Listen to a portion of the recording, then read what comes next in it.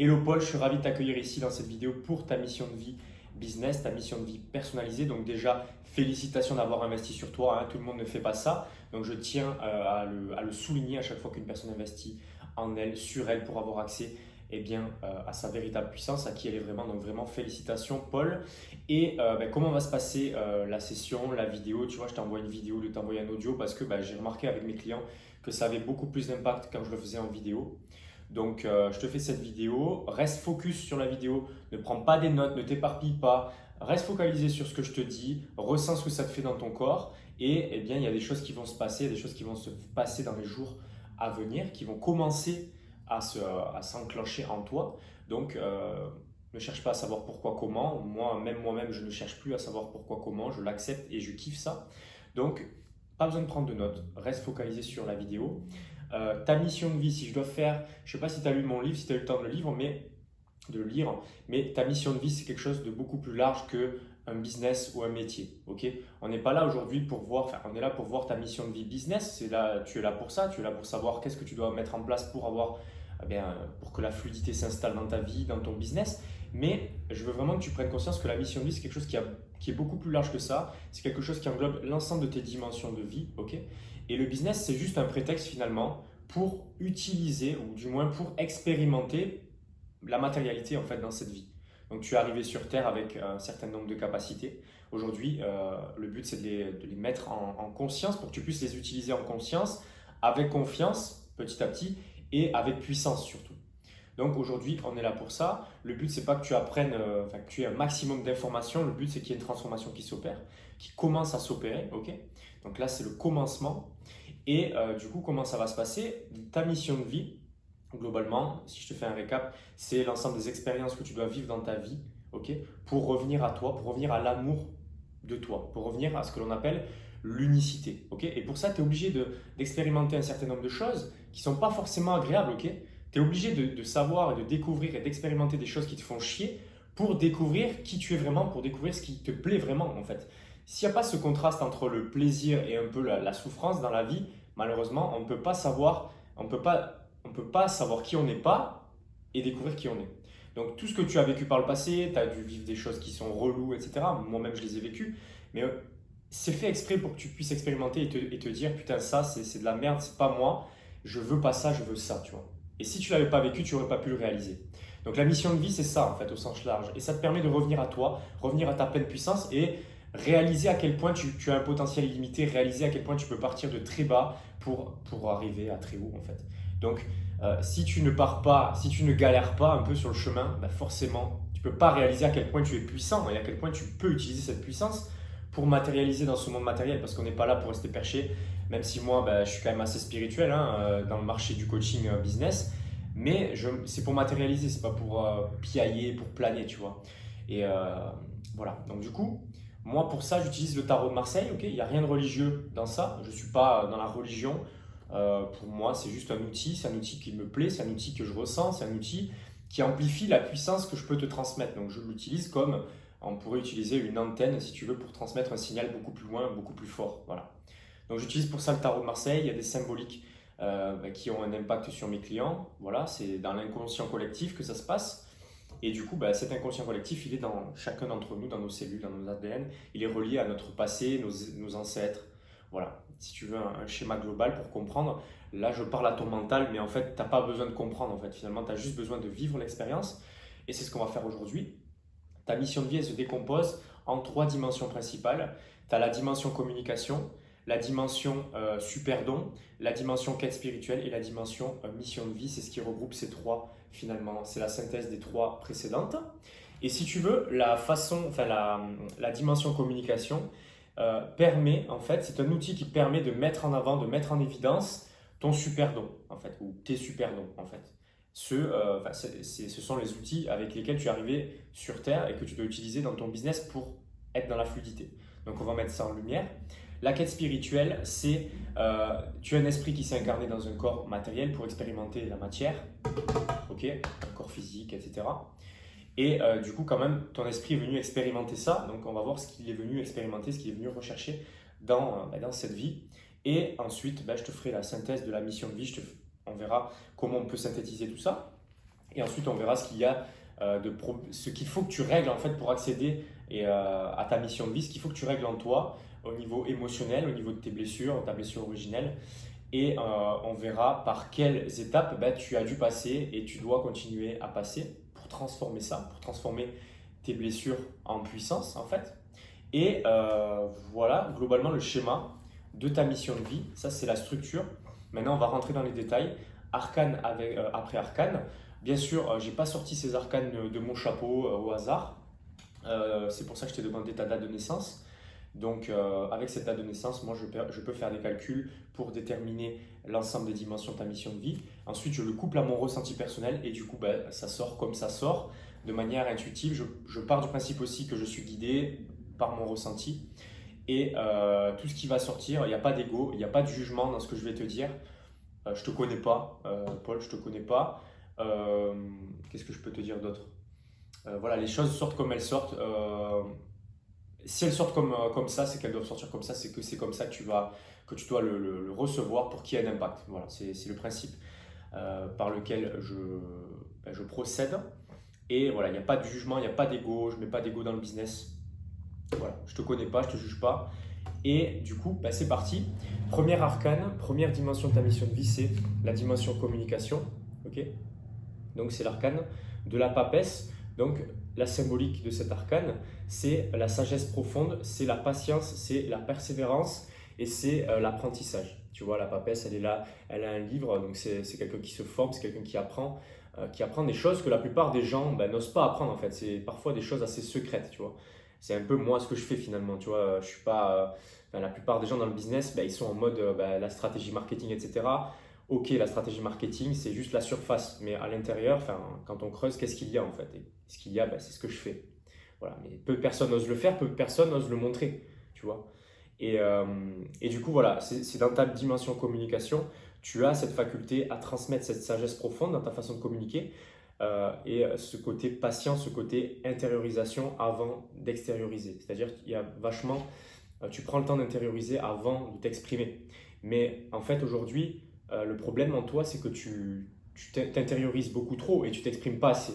Il faut qu'il y ait une balance entre les deux. S'il n'y a pas de balance entre les deux, tu ne peux pas déclencher, tu ne peux pas matérialiser derrière. Tu comprends bien qu'il faut quand même extérioriser pour attirer les gens, pour vendre. Donc voilà, aujourd'hui, il va falloir que tu apprécies et que tu acceptes cette puissance que tu as, cette façon de communiquer et que tu l'implémentes dans ton business, dans ton futur business. Okay.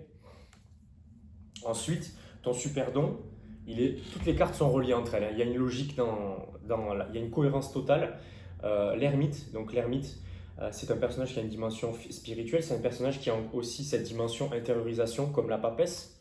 Okay, c'est quelqu'un qui va faire un voyage intérieur, qui va se recentrer sur lui pendant un moment, comme s'il allait dans sa grotte, okay, le temps de quelques temps, et il va faire ce travail, ce voyage intérieur, ce chemin intérieur pour se connaître davantage, et ça va lui permettre ensuite de guider les autres sur cette voie. Okay, tu vas voir la logique qu'il y a, et du coup c'est logique, l'apprentissage, tu vois, l'apprentissage de qui tu es finalement. Et du coup, quand tu auras appris qui tu es, tu pourras l'extérioriser, tu pourras le transmettre, tu pourras le communiquer. Tu pourras communiquer cette sagesse que tu peux avoir uniquement que quand tu fais ton cheminement intérieur. Ok. Donc ça, c'est ton super don. Et en gros, c'est le super don des personnes qui sont des guides spirituels, des coachs spirituels, des guérisseurs, les médiums, etc. Ok. Ça ne veut pas dire que c'est ce que tu vas forcément être. Ça veut dire que c'est quelque chose que tu peux utiliser dans ton business. Par exemple, moi, j'ai un autre business dans l'éducation canine en ligne, tu vois. Et je sais très bien que mon super don, qui est le côté je déclenche des impacts chez les gens, je leur permets de reconnecter à leurs vraies valeurs pour qu'ils deviennent qui ils sont vraiment et du coup ils deviennent magnétiques et ils gagnent plus. J'utilise aussi dans mon autre business, mais d'une façon différente. Okay, je l'exprime d'une façon différente, mais je l'utilise. Ça ne veut pas dire que dans mon autre business, je fais la même chose, tu comprends? Donc ça, on le verra probablement plus tard si tu pars en coaching avec moi, pour qu'on voie comment on implémente ton business à ta mission de vie business. Mais voilà ton super don. Il est symbolisé par ce personnage qui fait ce cheminement intérieur pour ensuite reconnecter à qui il est et le transmettre et guider les autres ensuite. Si tu ne fais pas ce travail avec toi-même, tu ne peux pas guider les autres dans ce sens. Tu es obligé d'apporter une puissance que tu as toi-même à l'intérieur. Tu es obligé de faire ce travail avant de l'apporter aux autres. Il y a beaucoup de gens dans le marché qui ne le font pas et qui essayent de vendre ça, mais au final, comme ils ne l'ont pas fait eux-mêmes, ils ne peuvent pas le transmettre. Du coup, ils ne vendent pas. Parce que la vie t'amène les personnes qui sont parfaitement les bonnes personnes pour toi que tu peux parfaitement aider. Donc, si tu n'as pas fait ce travail, tu n'as pas de client. Voilà, c'est aussi simple que ça. C'est la triste réalité. Ensuite, la quête spirituelle. Quête spirituelle, c'est cette carte, c'est le chariot. Le chariot, tu vois bien, il est symbolisé par, c'est un leader en fait, voilà, c'est un guerrier, appelle ça comme tu veux. Il y a deux chevaux, un cheval qui va à droite, un cheval qui va à gauche. Ça symbolise la prise de décision, la difficulté de prendre des décisions. Ça symbolise le doute en fait. Le leader, il est dans le doute permanent, il ne sait pas trop quoi choisir, il a peur de se tromper, de prendre de mauvaises décisions qui lui permettrait pas d'avoir ce qu'il veut et qui le mettrait dans la merde, tu vois. Donc toi, dans ta quête spirituelle, c'est le fait de te mettre sur ton chemin de vie, en fait, de te mettre sur ton chemin de vie et d'aider les autres à y parvenir aussi. C'est pour ça que tu es en train de... Tu passes par cette période, l'ermite, donc c'est une période qui est peut-être un peu longue pour toi, qui te paraît, tu es dans l'impatience, ça n'avance pas. C'est fait exprès, tu es obligé de faire ce travail intérieur de cheminement pour ensuite l'exprimer.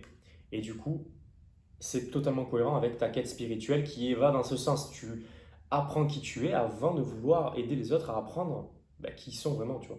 Et si tu as été attiré par une personne comme moi, c'est pas un hasard, hein, je fais exactement ça, tu vois.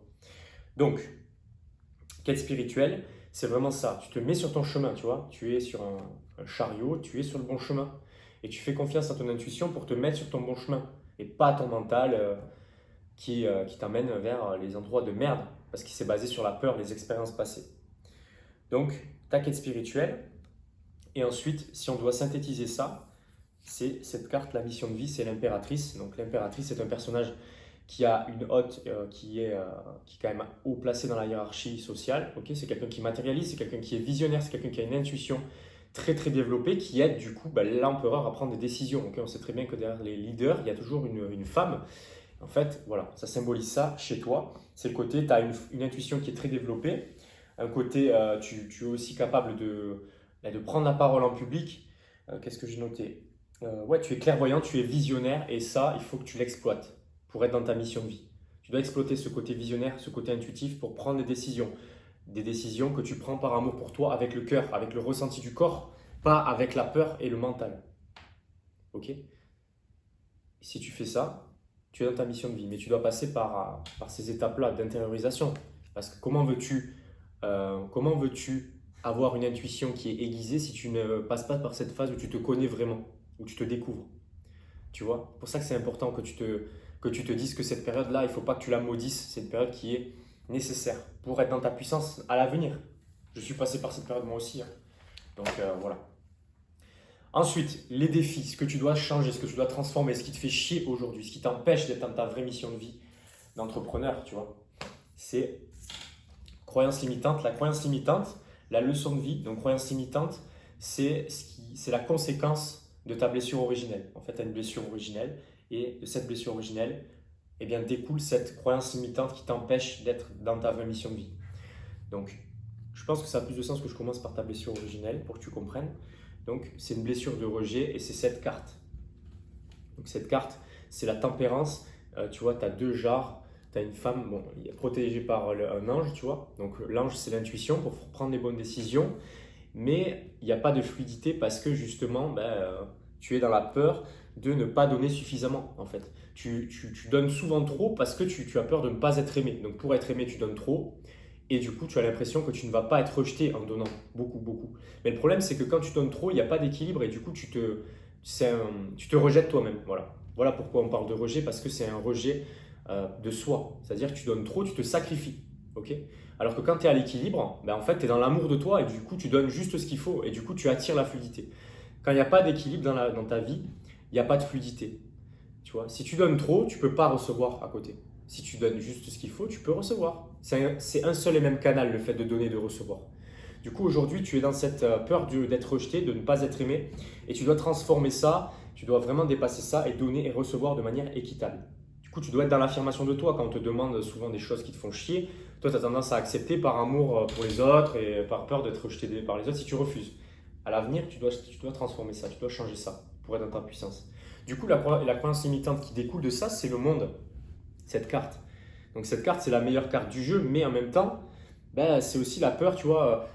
Le gars, il est entouré, il est dans un cocon, tu vois. Il a peur d'être jugé par les autres, il a peur d'être jugé par rapport à sa différence, tu vois. Il a peur de la différence des autres aussi, du coup. Tu vois, c'est un reflet de la peur de sa propre différence. Tu comprends? Donc tu dois transformer ça et tu dois prendre conscience que cette différence, c'est ce qui fait ta puissance. C'est ce qui fait que tu vas réussir beaucoup plus que les autres aussi. Parce que ta différence, on a besoin de personnes innovantes dans ce monde, ok? Moi, je fais partie de ces personnes-là. Et je pense que si tu as été attiré par moi, c'est que tu es aussi une personne innovante aussi. Sauf que tu n'acceptes pas cette différence, du coup, tu ne peux pas l'utiliser dans ta pleine puissance, tu comprends? Du coup, si tu transformes ça, c'est la réussite dans tous les niveaux de ta vie, toutes les dimensions de ta vie, spirituelle, émotionnelle, matérielle, amoureuse. Tout ça, ça te tend les bras. Mais tu dois être dans l'affirmation, dans l'acceptation de cette différence et tu dois l'aimer. Et tu dois t'aimer, tu vois. En fait, tu dois arrêter de te rejeter, en fait. Tu rejettes cette différence, tu te rejettes toi. Tu rejettes ta puissance. Du coup, tu ne peux pas matérialiser derrière, tu comprends? Donc, tu dois être plus dans cette puissance et dans l'amour de toi. L'amour de toi. Si tu te donnes de l'amour, tu reçois de l'amour, en fait. Tu te donnes de l'amour, tu reçois de l'amour de l'extérieur. Tu te rejettes en te sacrifiant pour les autres. Tu vas attirer les choses sur la même résonance. Tu vas attirer des gens qui vont te demander de te sacrifier. Tu vas attirer la misère, en fait. Donc, vraiment, c'est pas du tout dans ton intérêt. Donc, vraiment, tu vois. Ensuite, passage obligé par lequel tu dois passer pour ça, c'est cette carte, c'est l'amoureux. Et encore une fois, tu vois la liaison entre toutes ces cartes, ce que je viens de te dire, l'amoureux, c'est l'amour, revenir à l'amour que tu as pour toi. Ok? Donc l'amoureux, c'est la peur de renoncer aussi à d'autres choix en s'engageant dans un projet. Tu as peur d'être jugé parce que tu changes de projet, etc. Et voilà. Et du coup, tu dois transformer ça en ressentant quel est le juste projet qui va être créateur d'abondance pour toi et par amour pour toi. Tu vois? Au lieu de faire des choix par amour pour les autres, pour faire plaisir, pour ne pas être rejeté, pour être aimé, maintenant tu vas devoir faire des choix par amour pour toi. Ok? Et peu importe ce que les autres ils pensent de toi, on s'en branle. Parce qu'après, ils vont venir vers toi, ils vont te dire comment tu as fait. Mais dans un premier temps, tu vas te sentir seul, mon gars. C'est normal, c'est normal. Je suis passé par là. Mais cette solitude-là, quand tu vas la transformer en puissance, ça va devenir ta plus grande puissance.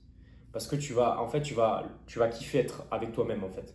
C'est vers ça que tu dois revenir, l'unicité. L'unicité, d'ailleurs, c'est ta carte de guérison. Ok? C'est le soleil. L'unicité, il y a deux jumeaux. Et en fait, cette carte, c'est un peu la carte des flammes jumelles. En fait, je ne sais pas si tu connais les flammes jumelles, c'est les deux personnes qui se sont séparées, qui sont arrivées, enfin une personne, une seule et même personne, au moment d'arriver sur Terre, se sont séparées en deux personnes, deux âmes différentes. Et sur Terre, elles se retrouvent, elles se complètent, elles se reséparent à nouveau. Et elles doivent ensuite revenir à l'unicité séparément. Donc c'est très difficile. Moi-même, je suis dans ce parcours-là de flammes jumelles. Et du coup, en fait, tu dois revenir à l'unicité, tu dois revenir à l'amour que tu as pour toi, peu importe que tu sois seul, en fait. Même seul, tu dois revenir à l'amour que tu as pour toi. Du coup, dans ton business, ça symbolise ça. Ça symbolise le fait que tu dois lâcher cette peur de ne pas être aimé et d'être rejeté par certaines personnes, cette peur que tu ne peux pas être aimé par tout le monde. Et tu dois revenir à la joie et à l'amour que tu as pour toi. Tu vois, le soleil, c'est l'amour, ok? Du coup, tu vas attirer l'abondance dans ta vie, dans ton business. Voilà, vu la structure de base de ta mission de vie business, de ta mission de vie d'entrepreneur, ça c'est la première étape. Maintenant, la deuxième étape, c'est la transformation de ta blessure originelle en puissance, ok, et la connexion avec le business que tu vas lancer. Donc ça, je ne peux pas le faire dans cette vidéo, ça j'ai besoin de le voir avec toi en coaching.